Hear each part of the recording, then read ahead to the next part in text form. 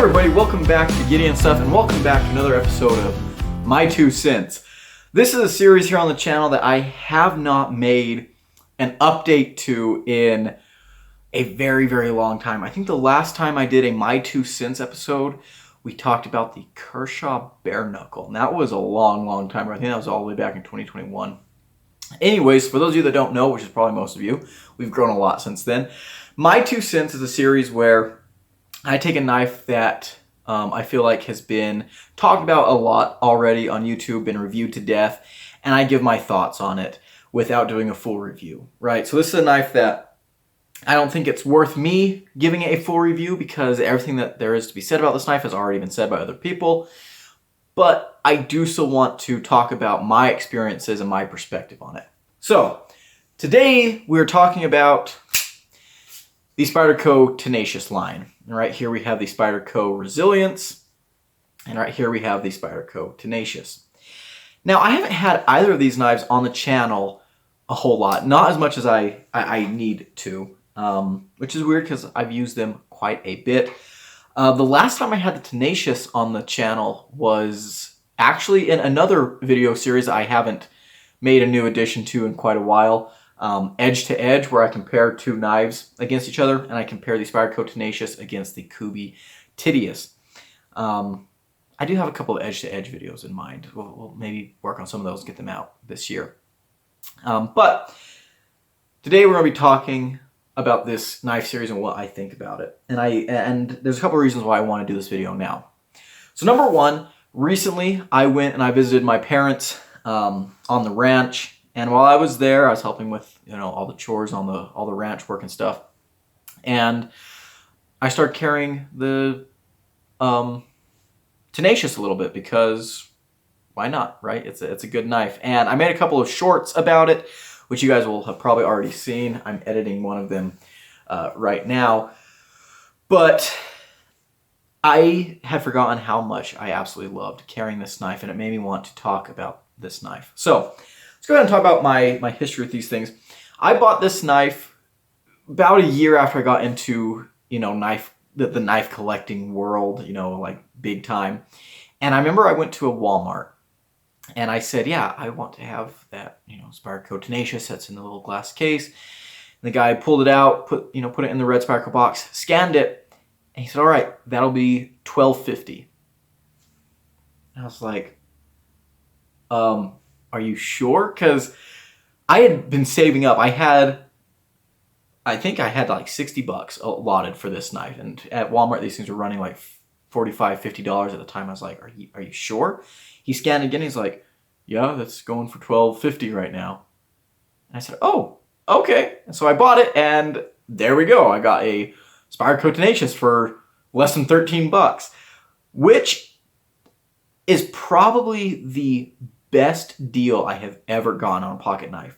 This knife for less than $15 is a heck of a deal. This was probably, one of the best knife buys I ever made. I don't know if they're running a sale or if that guy screwed up. You know what? It was years and years ago, and I'm happy with the way things turned out. So then I got the Spyderco Resilience, this one here. About a year later, Blade HQ was doing a special where if you bought, something, if you bought a certain amount of stuff, you get a free Tenacious. And I bought that certain amount of stuff, and I got a free Tenacious, or Resilience. And I thought that was really, really cool. And I started using this knife a lot. And in fact, a lot of you will remember, for a while, I worked a summer job cowboying for a ranch up in the mountains. And I'm not doing that job anymore, unfortunately. I know it makes me very, very sad too. Yeah, I've got like motor oil over the blade or something. And the summer I was out there, one of the summers I was out there working was the summer I got this knife, and I decided that I was going to start carrying this one out there, and I did, and I really, really loved using it. You guys will probably remember, if you've been following me on Instagram years and years back, I was posting about this knife quite a bit because I was using it out there in the woods and just really, really enjoying it. So yeah, both of these knives have gotten a substantial amount of use by me. And the reason is because they're just really, really darn good. Now, let's get the elephant in the room out of the way. They are overpriced. They are absolutely overpriced. You're getting G10 and 8CR. The other day, I was in a Cabela's and I saw the Resilience on sale for like $70. No, right? That's way too much. But the knives themselves are great. And they, in my opinion, are perhaps some of the most perfect EDC knives ever designed. So, I remember when I was a kid, my dad had one of the, I think he had the Persistence. I can't remember what the sizes are, but yeah, there's a lot of knives in this series, right? You got the Tenacious, the Resilience, there's a Persistence, I'm not sure what all of them are. Ambitious, I think. There's a lot of them, right? All kinds of different sizes. The Resilience is the largest one, and this is, the most popular one, kind of the most mid-sized one. And so we're going to go ahead and start talking about this knife. What makes this series so great? Number one, all the elements that make Spyderco great are present here. So you have phenomenal ergonomics. Holding this knife is so satisfying. The jimping back here is really nice. You got that thumb ramp. Your hand goes right where it needs to go, and you're locked in, and it's a great grip. I absolutely, there's a certain feeling when you hold a knife that's just comfortable in hand and you grab it and you're like, yeah, this is meant to stay. And so this one, yeah, very good. Also, you have the edge going all the way back to the scales. You can see I have sharpened mine quite a bit. We're starting to get a little bit of a smile back there. It's starting to, go up that way, but really good in the hand. You can get right behind that edge without needing a finger choil or something. Plunge grind, obviously, Spyderco's straight down thing. Full flat ground blade in Spyderco's kind of leaf shape. This is an excellent blade. How many times have I said on the channel, a fully flat ground broad blade is my favorite kind of blade. I say it a lot because it's true. What you get here, you see that we come down to a fairly acute tip, right? But you've got, even though your edge is nice and thin and very slicey, the blade itself is robust, right? This is a blade that's going to work and it's not going to snap. This blade is more robust than something like the PM2. Where's my PM2? You see here, one of the very similar blade shapes, right? But the PM2 gets very narrow up here, both because of the distal taper and because the blade shape just, draws in there. This one's a little bit wider there. So this one's going to be a little more robust. I know people who, always snap the tips off their PM2s. And this is a knife that's going to be harder to do that with. Access to the liner is amazing. You're running on phosphor bronze washers, and this thing has a great action. Very snappy. Mine has worn in very nicely. This is my favorite kind of action. Another thing, 4-way reversible clip. Tip up or tip down, left or right carry, they've got you covered. Now, I will say, I had this in a box as I was coming back to my place after visiting my parents, and somehow 2 of the pocket clip screws went missing. I don't know why. They're Loctited. I'm not sure how that happened, but 2 of them went missing, and I've got bags of screws that I keep around. I was like, oh, I'll just, replace them. I forget that these are fat screws in here. So the T6 screws I have don't actually fit into the threads on this knife. So I'm going to have to either somehow find those screws or find screws that will work on this guy. But 4-way reversible clip, which I think is great. I actually love Spyderco spoon clip. I think it's a fantastic clip. It carries the knife really well. It works well in and out of the pocket, and it doesn't bother me in the hand. I know a lot of people instantly replace these clips. I like them a lot. I also kind of like that they go over the lanyard hole and the pivot when you have them mounted to the tip down carry, which, let's go ahead and talk. Why do I have my Resilience mounted for tip down carry? Well, it's because when I was working out in the mountains, I found this just worked best. When I got this knife, the first thing I did, like all enthusiasts, I was like, oh, it came tipped down. No, I'm too good for that. And so I took those screws out and I put this for tip up carry. And I found that I didn't like that for a couple of reasons. Number one, I was wearing gloves out there a lot. And so this part of the knife is narrower than this part. And so I found that sometimes I was having trouble grabbing this part of the knife. The next thing I found is that since this is a big knife, I pull it out of my pocket. Since I've got gloves on, I'm not as dexterous. I'd have to like flip it over and adjust it and flick it open. I found that if I had it tip down carry, I could grab it, nice big flat spot for me to grab with my gloves, pull it out of my pocket, and I was ready to go to work. Let's see if we can show that off.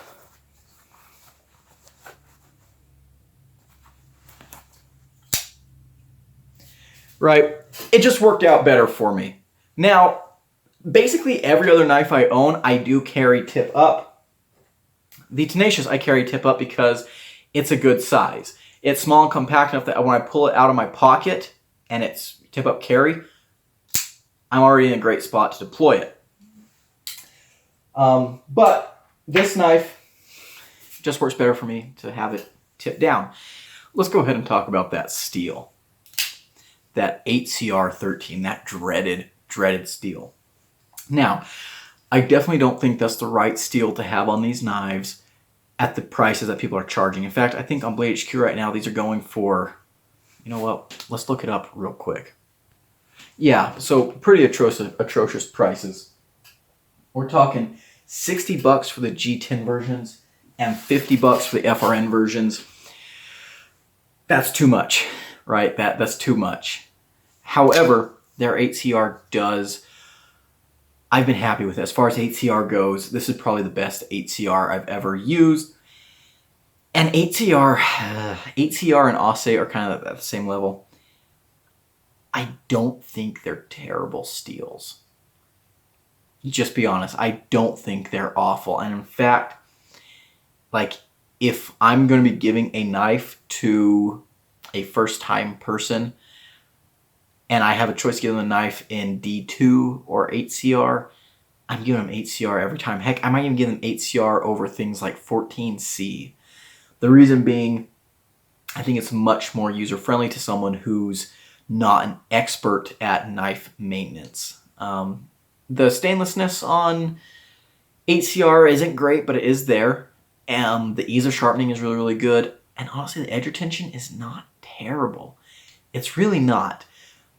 It's not great, but it's not bad. And so I think it's a knife that a lot of people, it's very approachable. So I don't think 8CR is a bad steel at all.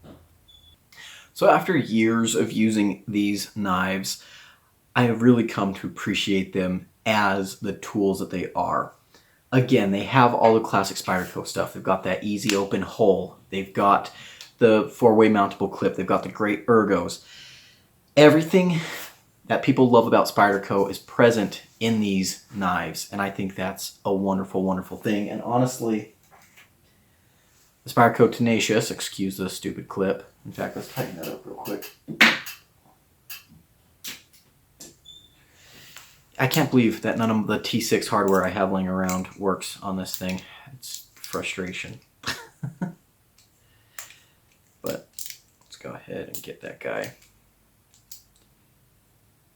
twisted in there. Okay. I think the Spyderco Tenacious is one of the greatest EDC knives ever made. It really is. And again, whatever size works for you, they've got a knife that fits that size pretty well. Yeah, let me look up the sizes real quick. Yeah, so the Persistence is like a 2.75 inch blade, and the Ambitious is a less than 2.5 inch blade. So they've definitely got, you know, a wide range of varieties. This is a 3.3 inch, and this is a 4 inch blade. So they've got you covered for whatever size is your preference. Now, one of the other reasons I wanted to talk about this knife right now is because in 2024, one of my goals is to get on the channel the M4 version of the Tenacious that's coming out. It's got brown micarta, it's got an M4 blade, and they're running like 140. which I think is a fantastic deal. So I want to get one on the channel, and I'll give that one a full review, test out the M4, just review the knife. But I know I'm already going to like it because I like this platform so much. This is such a solid feeling knife. Look at all those standoffs in the back. It reminds me of a rat, right? They give you all kinds of standoffs to give you that really solid, rugged construction. Feels so, so good in hand. So good. We've been over that time and time again. It's just a fantastic, fantastic design. I love the way they treat this G10. I love the Spyderco Tenacious. That's what it comes down to. I just love the Spyderco Tenacious. Now, when they had the S35EN lightweight versions coming out with like the blue and stuff, I was really, really tempted to get one of those at like $100. Like, ooh, it's gonna be good. I never did, and honestly, I think I'm fine with that. I think I'm good with the ones I've got. Maybe one of these days I'll get one of those, just because. But I can recommend these knives to anyone, anytime. Now, the thing about these is these are Chinese made. These are not USA made. Spydercos, I know that turns a lot of people off. And if these were USA made with the same materials and they're charging $60, I think everyone would be a lot more okay with it. The fact that they're, foreign made using subpar materials and they're charging that much, I think that's the big problem. That's something that you can work out personally for yourself. But as for me, yeah, I love these knives. I recommend these all the time. And carrying this one on the ranch just, a little bit ago was really, really good for me. And honestly, it kind of took me back to like the early days of knife collecting for me personally, when, I don't know, things felt like, simpler, right? And I got really good satisfaction from just carrying this knife and just enjoying the way it performed. Abstract thoughts, right? But there we go. That's my 2 cents, and maybe a little more. This might be 5 or 10 cents worth of thoughts on the Spyderco Tenacious line. Again, I think these are some of the greatest designs Spyderco has ever come out with. I think these knives are fantastic workhorses, and honestly, I think everyone should have one. Great beater knives, just great pieces of knife history too, in a way. So that's going to be it. Thank you guys so much for watching. I want to give a shout out to channel members. Old Tonto Guy, he's a member at the Cowboy level. I really, really appreciate all the support. If you are interested in becoming a member and getting access to perks such as early access to videos, unique emojis, personalized updates on things I'm working on the channel, and other things, there's a button down below. It says join. You can click that and learn all about that. But that's going to be it for today, guys. Thank you so much for watching. If you enjoyed this video, leave it a like, comment below, and subscribe. I will see you in the next one. I've been Gideon. Adios.